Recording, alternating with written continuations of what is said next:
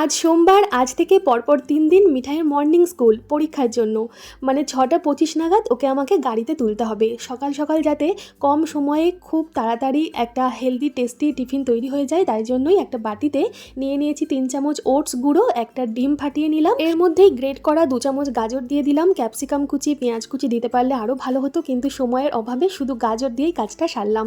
সামান্য লবণ আর একটু ভাজা মশলা দিয়ে সব ভালোভাবে মিক্স করে কড়াইতে একটু তেল দিয়ে আমি এপিট ওপিট অমলেটের মতন ভেজে নিলাম, একটু ঢাকা দিয়ে নামিয়ে এটা টুকরো টুকরো করে কেটে টিফিন বক্সে দিয়ে দেবো পুরো ওটসের অমলেটটাই, কারণ ও সকালে কিছু না খেয়েই যাচ্ছে।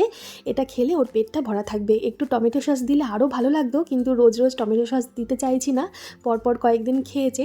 আর সাথে আমি দিলাম একটু ব্যানানা চিপস বা কলার চিপস, আর দিলাম ফলের মধ্যে চেরি ফল, সাথে 1 বোতল জল। কেমন লাগলো আজকে টিফিন বক্সের আইডিয়া আপনাদের? জানাবেন একটা কমেন্টের মাধ্যমে।